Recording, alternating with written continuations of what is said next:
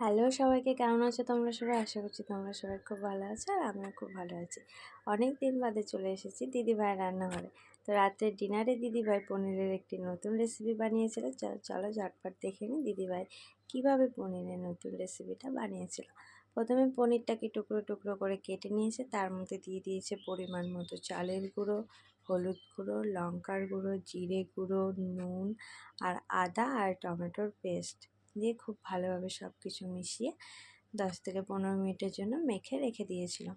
তারপর তেল গরম করে নিয়ে তেলের মধ্যে সে একটা একটা করে পনিরের টুকরোগুলো দিয়ে ভেজে তুলে নিচ্ছে। আর দেখো সাইডে দিদিভাই মশলা রেডি করে নিচ্ছে। সে আদা টমেটোর পেস্টের মধ্যে দিচ্ছে হচ্ছে হলুদ গুঁড়ো, লঙ্কার গুঁড়ো, জিরে গুঁড়ো, ধনে গুঁড়ো দিয়ে রেডি করে সাইডে রেখে দিচ্ছে। আর এদিকে দেখো 1 চামচ মতো নিয়েছে কর্নফ্লাওয়ারটাকে অল্প একটু জল দিয়ে গুলে রেডি করে সাইডে রেখে দিচ্ছে।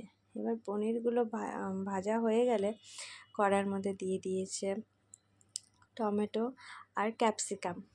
এগুলো একটু নুন আর হলুদ দিয়ে ভেজে নেওয়ার পরে এর মধ্যে দিয়ে দিচ্ছে সেই রেডি করে রাখা মশলাটাকে। মশলা খুব ভালোভাবে কষে আসলে এর মধ্যে দিয়ে দিচ্ছে 2 চামচ মতো টমেটো সস আর 1 চামচ মতো সয়া সস দিয়ে সব কিছু মিশিয়ে কষিয়ে নেওয়ার পরে সেই গুলে রাখা কর্নফ্লাওয়ারটাও দিয়ে দিচ্ছে তার মধ্যে। দিয়ে আবারও একটু কিছুক্ষণ সময় কষিয়ে নেওয়ার পরে এর মধ্যে দিয়ে দিচ্ছে হচ্ছে জল। ঝোল ফুটে আসলে এবার এর মধ্যে দিয়ে দিবে সেই ভেজে রাখা পনিরের টুকরোগুলো। তো হোটেল রেস্টুরেন্টের তো চিলি পনিরের রেসিপি অনেকেই খেয়েছো, এভাবে বাড়িতে বানিয়ে কজন খেয়েছো অবশ্যই আমাকে কমেন্ট করে জানিয়ে। তো দিদিভাই চিলি পনির এদিকে রেডি। এবার চিলি পনিরের সাথে কী বানিয়েছিল চলো দেখে নিই। এখানে নিয়েছে ময়দা আর এখানে আছে টক দই। তো দিদিভাই ময়দার মধ্যে দিয়ে দিচ্ছে পরিমাণ মতো চিনি, নুন আর 3 চামচ মতো দিয়েছে গুঁড়ো দুধ আর সামান্য একটু বেকিং সোডা দিয়ে সমস্ত কিছুকে খুব ভালোভাবে প্রথমে মিশিয়ে নিচ্ছে। তো সবগুলো উপকরণ খুব ভালোভাবে মিশিয়ে নেওয়ার পরে এর মধ্যে দিতে হবে সাদা তেল। আর নান রুটি বাড়িতে বানাতে গেলে হাতের জোর একটু বেশি লাগে, কারণ কি অনেকক্ষণ সময় ধরে মুড়তে হয়, ময়াম দিতে হয়। তো দেখো সাদা তেল দিয়ে খুব ভালোভাবে দিদিভাই এটাকে ময়াম দিয়ে নিচ্ছে। এবার ময়াম দেওয়া হয়ে গেলে এর মধ্যে দিয়ে দিচ্ছে হচ্ছে টক দই।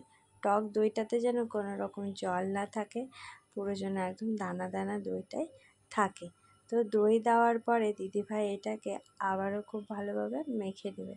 সব কিছু খুব ভালোভাবে মিশে যাওয়ার পরে এবার এর মধ্যে দিয়ে দিবে জল। অল্প অল্প জল দিয়ে দিদিভাই এটাকে মেখে নিচ্ছে। আর ময়দার ডোটা কিন্তু বেশ নরম হবে, খুব নরম করে এটাকে মাখতে হবে। তো তারপরে দেখো এটা দেখে নিশ্চয়ই বুঝতেই পারছো যে কতটা নরম করে দিদিভাই এটাকে মেখেছে। এবার এর মধ্যে দিয়ে দিবে 1/2 কাপ মতো সাদা তেল। সাদা তেল দিয়ে আবারও এটাকে মেখে নিতে হবে যাতে তেলটা খুব ভালোভাবে ময়দার সাথে মিশে যায়। তারপর এটাকে প্রায় 1/2 ঘন্টা মতো ঢাকা দিয়ে রেস্টে রেখে দিতে হবে। তো দেখো ঢাকনাটা খুললে বুঝতে পারবে যে এটা অনেকটাই শক্ত হয়ে গেছে, ততটা নরম কিন্তু আর নেই। তারপর এটাকে আরও কিছুক্ষণ সময় ধরে মেখে নিতে হবে। মাখলে পরে এটা বেশ অনেকটাই শক্ত হয়ে যাবে। তারপর ময়দা ডো থেকে লেচি কেটে নিয়ে দিদিভাই দেখো রুটি বেলে নিচ্ছে। তো আমরা যেমন নর্মালি রুটি খাই, এটা ততটা পাতলা হবে না, একটু মোটা করে এটাকে বেলতে হবে। তারপর দেখো দিদিভাই তাওয়া গরম হয়ে গেছে, এবার তাওয়ার মধ্যে সেই রুটিটাকে দিয়ে দিচ্ছে। এইভাবে একটা একটা করে দিদিভাই নান রুটিগুলোকে ভেজে নিচ্ছে। তো আজকে ডিনারের রেসিপি তোমাদের কেমন লাগলো অবশ্যই কমেন্ট করে জানিও। থ্যাংক ইউ সবাইকে, সবাই এভাবে ভিডিও দেখতে থাকো আর অনেক অনেক অনেক ভালোবাসা দিতে থাকো। থ্যাংক ইউ সবাইকে।